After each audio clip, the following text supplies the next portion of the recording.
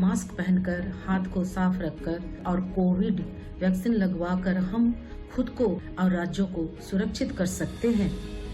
याद रखिए, कोविड का टीका आपके लिए सुरक्षा कवच की तरह है, जो आपको संक्रमण से बचाएगा।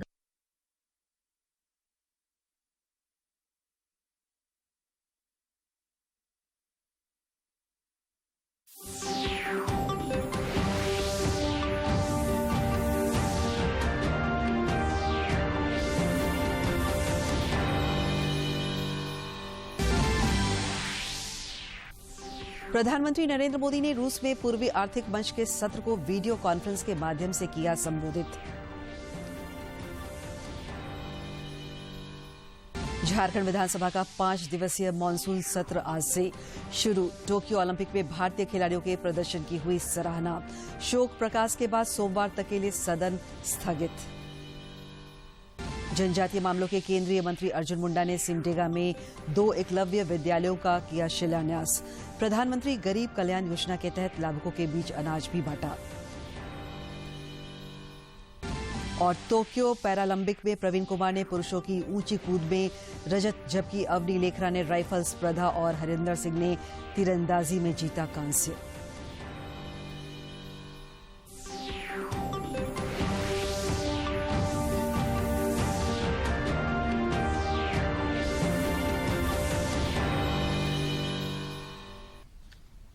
नमस्कार, खबरें झारखंड में आपका स्वागत है। मैं हूं दिव्या। खबरों में आगे बढ़ने से पहले ये संदेश। देश भर में 18 वर्ष से अधिक आयु के सभी लोगों के लिए सरकारी केंद्रों में निःशुल्क टीकाकरण अभियान चलाया जा रहा है। दूरदर्शन आप लोगों से अपील करता है कि कोविड रोधी टीका जरूर लगवाएं। कोरोना महामारी के प्रति कोई भी लापरवाही न बरते। जब तक आवश्यक न हो, घर से बाहर न निकले और इन आसान उपायों का पालन करें। मास्क लगाएं, 2 गज की सुरक्षित दूरी बनाए रखें, बार बार हाथ धोएं और चेहरा साफ रखें। कोविड से संबंधित जानकारी और मार्गदर्शन के लिए राष्ट्रीय हेल्पलाइन काम कर रही है। इनके नंबर हैं 011-2397-8046 और 1075। इसके अलावा राज्य हेल्पलाइन नंबर 104 डायल कर समस्या का त्वरित समाधान लिया जा सकता है। और अब समाचार विस्तार से। पूर्वी आर्थिक मंच के पूर्ण सत्र को संबोधित करते हुए प्रधानमंत्री नरेंद्र मोदी ने कहा कि ऊर्जा क्षेत्र में भारत रूस की साझेदारी विश्व के ऊर्जा बाजारों में स्थिरता लाने में मदद कर सकती है। श्री मोदी ने कहा कि भारत और रूस गगनयान कार्यक्रम के माध्यम से अंतरिक्ष अन्वेषण में भागीदार हैं। President Putin for this honour. Friends, in Indian history and civilisation, the word Sangam has a special meaning. It means confluence or coming together of rivers, people or ideas. In my view, Vladivostok is truly a Sangam of Eurasia and the Pacific. I applaud President Putin's vision for the development of the Russian Far East. Jharkhand विधानसभा का monsoon सत्र आज से शुरू हो गया। यह 5 दिनों तक चलेगा। सदन की शुरुआत में विधानसभा अध्यक्ष रविंद्रनाथ महतो ने टोक्यो ओलंपिक में भारतीय खिलाड़ियों के प्रदर्शन की सराहना की। उन्होंने सभी पदक विजेताओं को शुभकामनाएं दी। साथ ही महिला हॉकी खिलाड़ियों के खेल के प्रदर्शन की सराहना की। उन्होंने कहा कि ये हॉकी के स्वर्णिम युग की शुरुआत है। आज पहले दिन दिवंगत आत्माओं को श्रद्धांजलि दी गई और फिर विधानसभा की कार्यवाही समाप्त सोमवार तक के लिए स्थगित कर दी गई। संसदीय कार्यमंत्री ने आलमगीर आलम ने विधानसभा के मुख्य द्वार पर आमरण अनशन पर बैठे पूर्व मंत्री दिनेश शारंगी को आश्वासन दिलाकर उनका अनशन तुड़वाया। विधानसभा की कार्यवाही खत्म हो जाने के बाद आलमगीर आलम ने पूर्व मंत्री दिनेश शारंगी से मिलने पहुंचे और उन्हें यह भरोसा दिलाया कि विधायकों तथा पूर्व विधायकों के गंभीर बीमारी चिकित्सा प्रतिपूर्ति राशि में कटौती को वापस ले जाने के मसले पर सरकार जल्द निर्णय लेगी।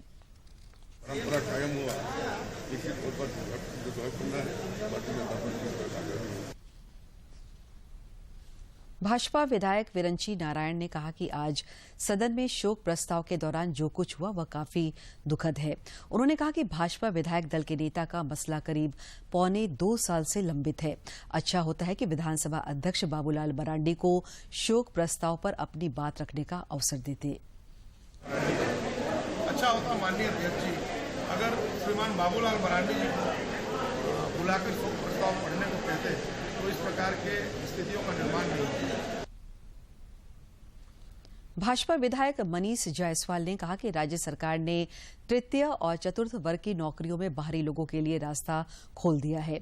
पार्टी इसके खिलाफ मुखर होकर आवाज उठाएगी।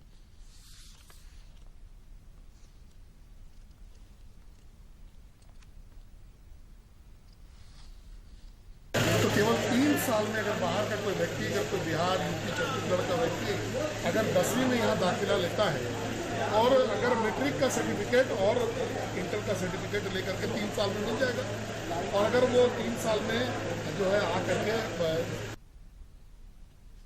कांग्रेस विधायक इरफान अंसारी ने कहा कि मानसून सत्र के पहले दिन जिस तरह से भाजपा विधायकों का आचरण रहा उसे सभी ने देखा है। मैं कौन किया है लेकिन बाबूलाल मरांडी चाहिए। अरे आपके कहने से बाबूलाल मरांडी को हम थोड़ी दे देंगे आपका नेता प्रतिपक्ष हम चुनाव डालते हैं। अरे समय है। विधानसभा के मानसून सत्र की शुरुआत से पहले आज मुख्य सचिव सुखदेव सिंह ने मुख्यमंत्री हेमंत सोरेन को फूलों का गुलदस्ता देकर स्वागत किया।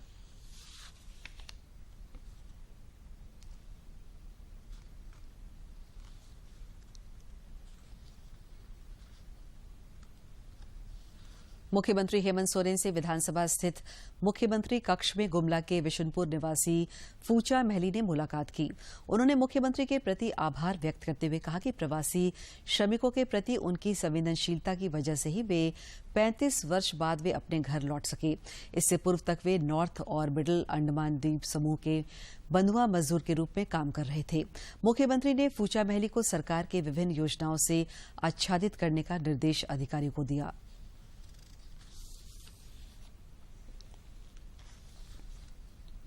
झारखंड प्रदेश कांग्रेस कमेटी के प्रभारी आरपीएन सिंह ने कहा है कि राज्य में संगठनात्मक फेरबदल की गई है।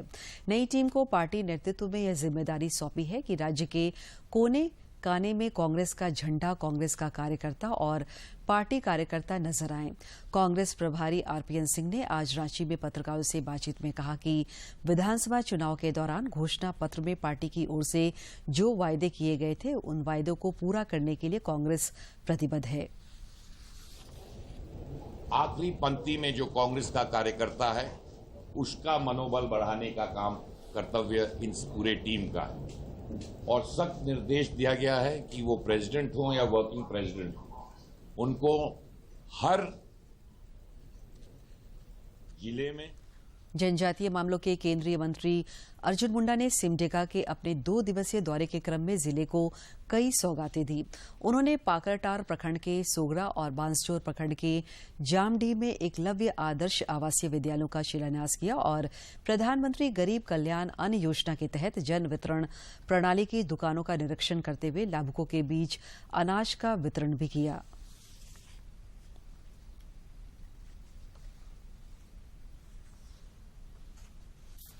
सिमडेगा यात्रा के दौरान जनजातीय मामलों के केंद्रीय मंत्री अर्जुन मुंडा ने जामडीह में एकलव्य आदर्श आवासीय विद्यालय का शिलान्यास किया।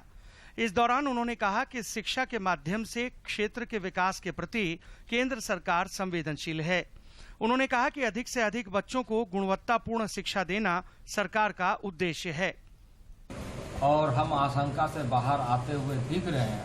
यद्यपि हमें बहुत ज़्यादा सतर्क, सजग और इस बीमारी के प्रति हमेशा जागरूक होकर के कार्य करने की आवश्यकता है।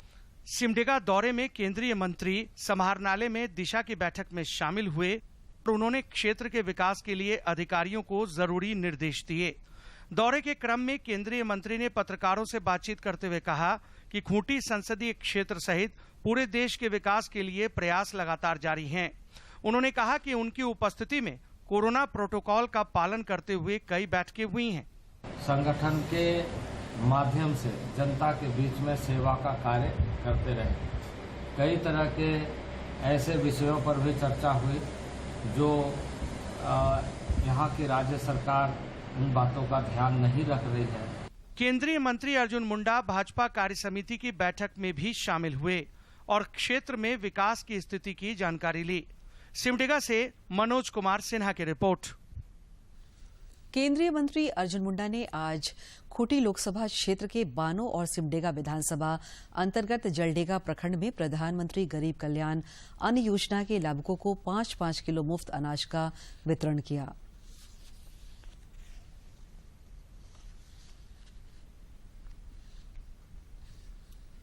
केंद्रीय स्वास्थ्य मंत्री मनसुख मांडविया ने आज नई दिल्ली स्थित आईसीएमआर का दौरा किया और वहां चल रहे रिसर्च प्रोजेक्ट की समीक्षा की।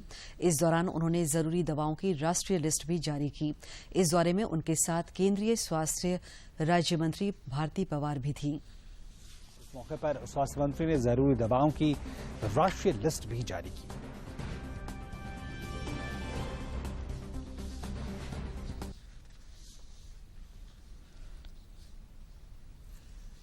देश में पिछले 24 घंटे में कोरोना संक्रमण के 45,352 नए मामले सामने आए, जबकि 34,791 लोगों ने कोरोना को मात देकर जिंदगी की जंग जीती है।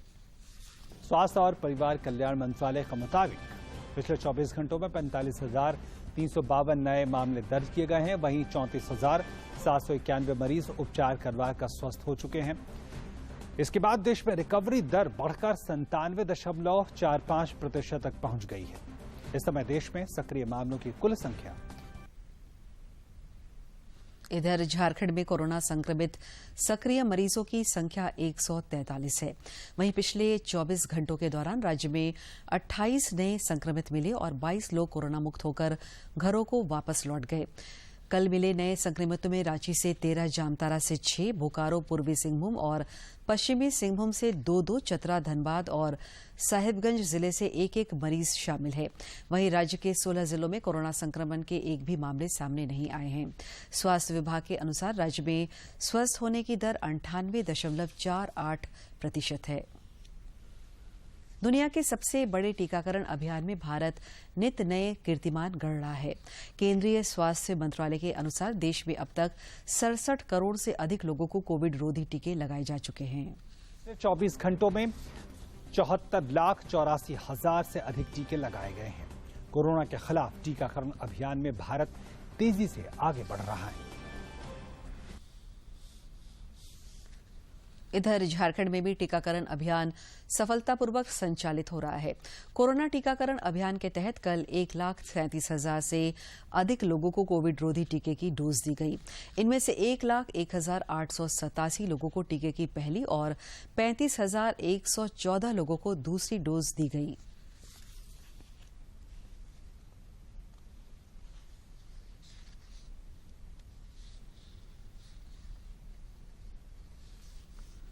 राज्य भर में टीकाकरण को बढ़ावा देने के लिए महाअभियान की शुरुआत हुई है। इस कड़ी में खूंटी जिले के तोरपा प्रखंड में 100% टीकाकरण के लिए आंगनबाड़ी सेविकाओं और सहायिकाओं द्वारा प्रत्येक टोलों तक पहुंचकर योग्य लाभुक को कोरोना टीका लगाया जा रहा है। तत्पश्चात पहचान के लिए घरों को चिन्हित करते हुए लाल, पीले एवं हरे स्टिकर लगाकर क्षेत्र के लोगों को जागरूक तथा प्रोत्साहित भी किया जा रहा है। पश्चिमी सिंहभूम जिले में कोरोना जांच के लिए स्कूल और कॉलेजों में स्पेशल ड्राइव चलाया जा रहा है। इस दौरान पोराहाट चक्रधरपुर के एसडीएम अभिजीत सिन्हा ने भी स्कूलों और कॉलेजों में पहुंचकर जांच शिविर का जायजा लिया। उन्होंने कहा कि स्पेशल ड्राइव के तहत शिक्षण संस्थानों में शिक्षकों, कर्मचारियों और छात्र छात्राओं की जांच करवाई जा रही है ताकि कोरोना के संक्रमण को लेकर समय पर उचित व्यवस्था की जा सके।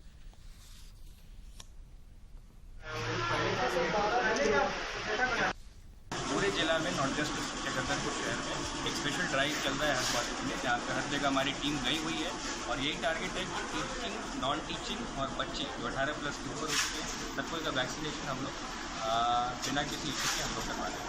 तो अभी भी लोगों से यही अपील है कि जो नहीं कराए हैं हर कॉलेज में जाके लोग अपना वैक्सीनेशन जल्द से जल्द करा लें। देवघर एम्स में ओपीडी सेवा शुरू होने के बाद यहां मरीजों को अब फायदा मिलने लगा है।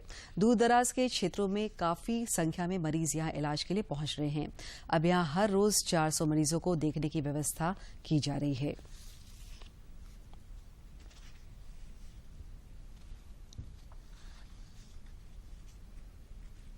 देवघर एम्स में ओपीडी सेवा शुरू होने के बाद यहां इलाज के लिए पहुंचने वाले मरीजों की संख्या लगातार बढ़ रही है। ऐसे में दूरदराज के क्षेत्रों से आने वाले मरीजों को निराशा हाथ लग रही थी। इस परेशानी को देखते हुए एम्स प्रबंधन ने मरीजों को देखने की व्यवस्था में इजाफा किया है। देवघर एम्स के डायरेक्टर सौरभ वार्ष्णेय ने बताया कि लगातार मरीजों की संख्या में बढ़ोतरी को देखते हुए नियमों में बदलाव किया गया है और अब यहां हर रोज 400 मरीजों को देखने की व्यवस्था की जा रही है। लेकिन लोगों की जरूरत को देखते हुए और यहाँ के जो चिकित्सा सुविधाओं की कमी को पूरा करते हुए और हमारे चिकित्साधीश साहब ने इसको देखा कि भीड़ बहुत ज्यादा हो जाती है, तो हम लोग उसको थोड़ा संख्या बढ़ाने की प्रयत्न कर रहे हैं। एम्स निदेशक ने जानकारी देते हुए बताया कि ऑनलाइन रजिस्ट्रेशन कराने वालों को सुबह 8:30 से 9:30 के बीच ही देखा जाएगा, जबकि सामान्य रजिस्ट्रेशन कराने वालों को सुबह 9:30 से जब तक सभी मरीजों को देख नहीं लिया जाता तब तक देखा जाना जारी रहेगा। आप ऑनलाइन पंजीकरण करा सकते हैं। अधिकतम 100 मरीज ऑनलाइन पंजीकृत होंगे, जिसमें अलग अलग विषयों की संख्या निर्धारित है, जो 8 से 10 की रेंज में है, हर अलग अलग विषयों की। यहाँ पहले 200 मरीजों को देखने की व्यवस्था थी, लेकिन अब इस संख्या में बढ़ोतरी से जरूरतमंदों को काफी फायदा होगा। देवघर से मनीष दुबे की रिपोर्ट। टोक्यो पैरालंपिक खेलों में इतिहास रचते हुए आज भारत ने 2 पदक अपने नाम किए।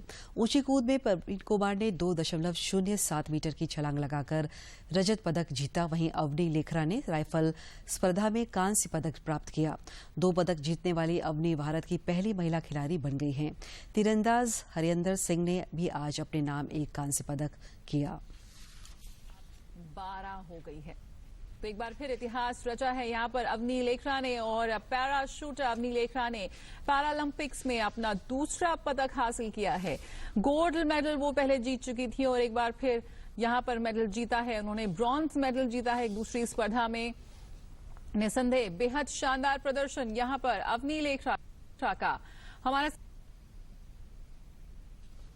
केंद्रीय मंत्री श्री अर्जुन मुंडा ने आज हॉकी की नगरी सिमडेगा में जिला के विभिन्न खेल संघ के पदाधिकारियों के साथ बैठक की।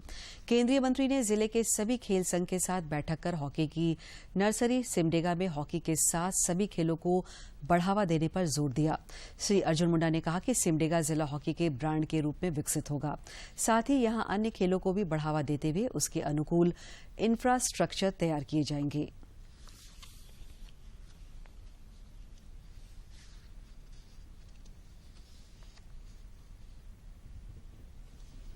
ग्यारहवीं हॉकी इंडिया जूनियर राष्ट्रीय पुरुष हॉकी चैंपियनशिप के लिए झारखंड पुरुष हॉकी टीम गठन के लिए खिलाड़ियों का चयन ट्रायल आगामी 12 सितंबर को सुबह 11 बजे से astro turf hockey stadium Simdega में होगा।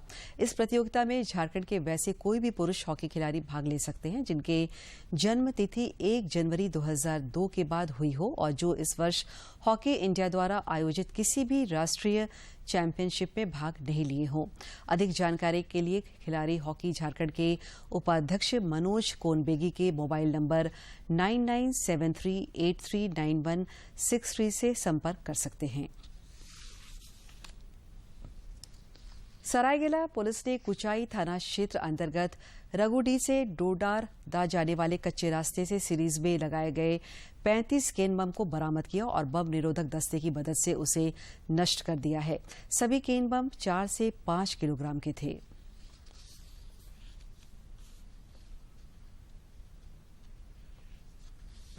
सरायकेला जिला खसावा के कुचाई थाना अंतर्गत दलभंगा ओपी में नक्सलियों की एक बड़ी साजिश को नाकाम की गई है। कल मुझे और सीआरपीएफ के अफसर को गुप्त सूचना मिली कि कुचाई थाना के दलभंगा ओपी के रुगुडी से डोडारदा जाने वाले कच्चे रास्ते में सुरक्षा बलों को और ग्रामीणों को नुकसान पहुंचाने के लिए IED सीरीज में लगाया गया था। कोडरमा के अनुमंडल पदाधिकारी मनीष कुमार ने आज परियोजना बालिका उच्च विद्यालय कोडरमा का भ्रमण कर मिशन ज्ञान दान के तहत एक शिक्षक की भूमिका का निर्वहन किया और बच्चों को गणित, विज्ञान व अन्य विषयों को पढ़ाया। उन्होंने बच्चों को पढ़ाने के क्रम में कई ऐसे उदाहरण दिए जिससे बच्चों को चीजें समझने में आसानी हो।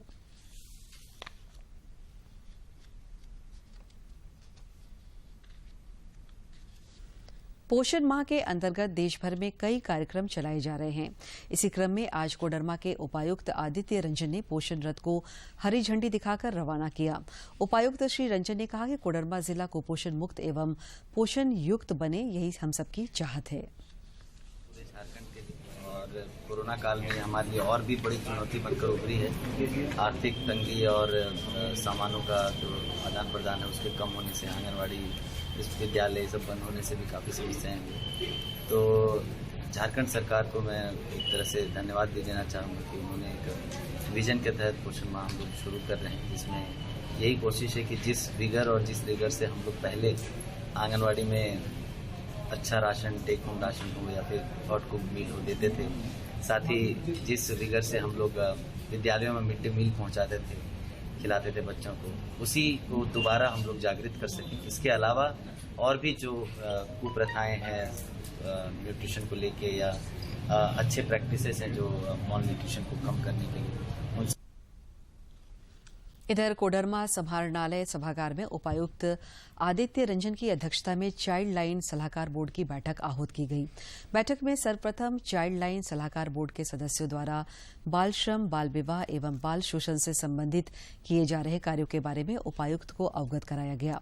उपायुक्त ने कहा कि बाल श्रम, बाल विवाह एवं बाल शोषण से संबंधित कार्य करने के दौरान जब बच्चे का रेस्क्यू किया जाता है तो उन बच्चों की शिक्षा, विकास व देखभाल के लिए बेहतर कार्य करने की जरूरत है।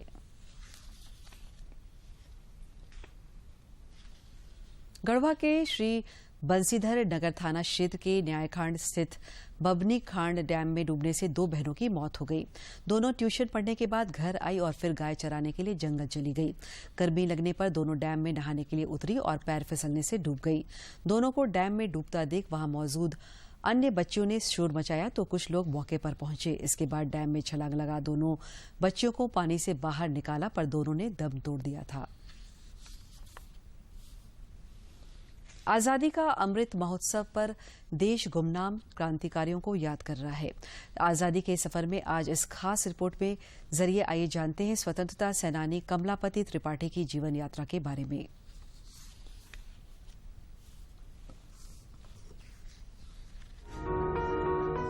आज की कड़ी में हम बात करेंगे प्रसिद्ध स्वाधीनता सेनानी और जाने माने गांधीवादी नेता कमलापति त्रिपाठी की। इनका जन्म 3 सितंबर 1905 को हुआ था। कमलापति त्रिपाठी ने हिंदी समाचार पत्र आज में पत्रकार के रूप में करियर की शुरुआत की और बाद में अपना अखबार संसार निकाला। वे 2 टैबलॉइड अखबारों के भी संपादक रहे।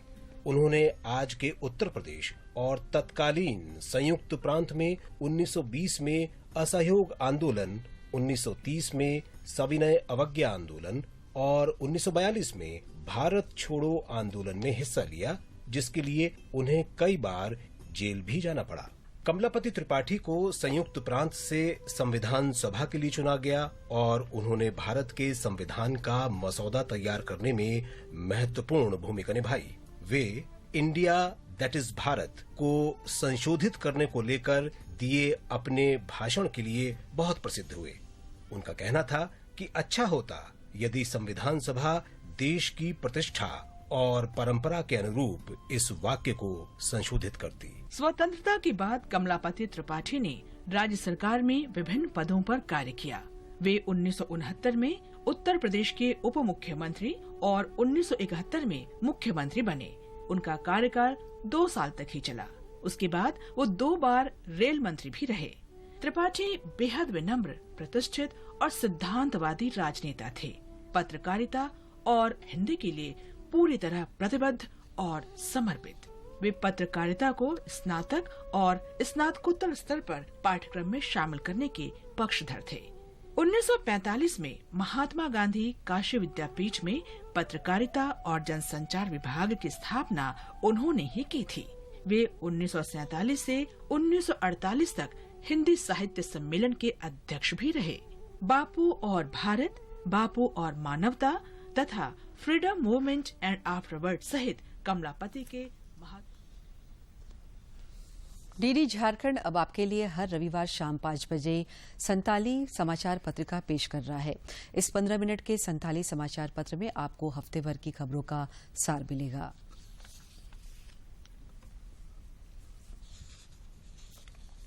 उन्नति है सब उन्नति को मूल, बिन निज भाषा ज्ञान के मिटन नहीं।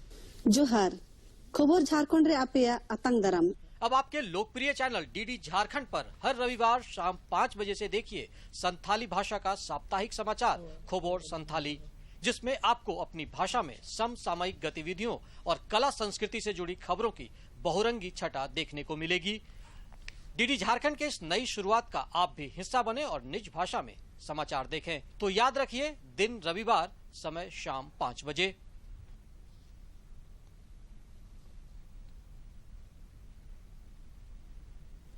और अब विधानसभा समीक्षा। झारखंड विधानसभा के मानसून सत्र की शुरुआत आज से हुई। सत्र के पहले दिन सदन में कई परंपराएं टूटी। शोक प्रस्ताव के दौरान विपक्ष ने शोरगुल किया। भाजपा के सचेतक विरंची नारायण को शोक प्रकाश पढ़ने के लिए स्पीकर के बुलाने के बाद भाजपा के सदस्यों ने विधायक दल के नेता बाबूलाल मरांडी को शोक प्रकाश पढ़ने के लिए जिद पर उतर आए। इस पर स्पीकर ने उन्हें परंपरा की दुहाई दी। बावजूद इसके विपक्ष का शोरगुल जारी रहा। आखिरकार विरंची नारायण ने अपना शोक प्रकाश पर पूरा नहीं पढ़ा। इसके पहले स्पीकर रविन्द्रनाथ महतो ने पावस सत्र में सदस्यों का गर्मजोशी से स्वागत किया। उन्होंने सत्रावधि का सदुपयोग करने की अपेक्षा जताई। स्पीकर श्री महतो ने टोक्यो ओलंपिक में भारतीय खिलाड़ियों के प्रदर्शन की सराहना की। उन्होंने सभी पदक विजेताओं को शुभकामनाएं दी। साथ ही महिला हॉकी खिलाड़ियों के खेल के प्रदर्शन की सराहना की। उन्होंने कहा कि यह हॉकी के स्वर्णिम युग की शुरुआत है। स्पीकर रविन्द्रनाथ महतो ने कहा कि कोरोना महामारी की चुनौतियों से निपटने के लिए राज्य की सभी पार्टियों को दलगत भावना से ऊपर उठकर काम करना होगा, तभी हम इस महामारी पर विजय पा सकते हैं। इसके साथ ही विधानसभा अध्यक्ष ने कार्य मंत्रणा समिति के गठन की भी घोषणा की। सदन में अनुपूरक बजट समेत कई विधेयक पेश किए जाएंगे।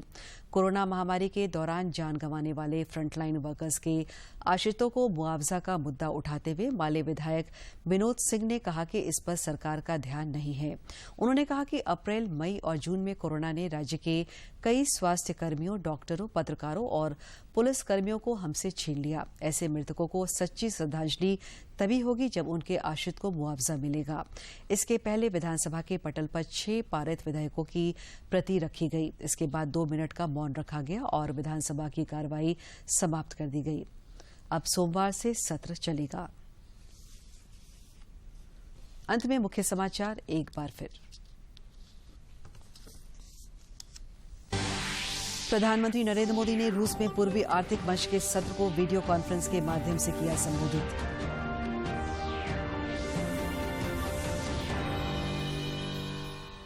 झारखंड विधानसभा का 5 दिवसीय मानसून सत्र आज से शुरू। टोक्यो ओलंपिक में भारतीय खिलाड़ियों के प्रदर्शन की हुई सराहना। शोक प्रकाश के बाद सोमवार तक के लिए सदन स्थगित। जनजातीय मामलों के केंद्रीय मंत्री अर्जुन मुंडा ने सिमडेगा में 2 एकलव्य विद्यालयों का किया शिलान्यास। प्रधानमंत्री गरीब कल्याण योजना के तहत लाभुकों के बीच अनाज भी बांटा।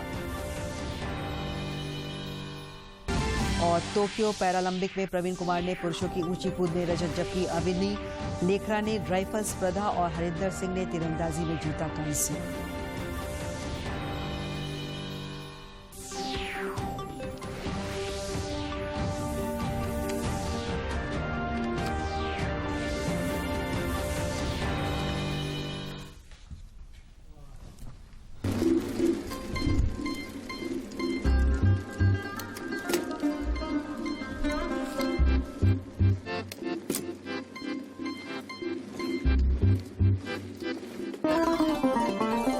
मिट्टी में एक बीज लगाया, उचित खाद पानी ने उसे बढ़ाया। हरियाली के साथ एक सुंदर सा पौधा खिला। उचित पोषण तत्व ना मिले तो बीज कभी पौधा न बने।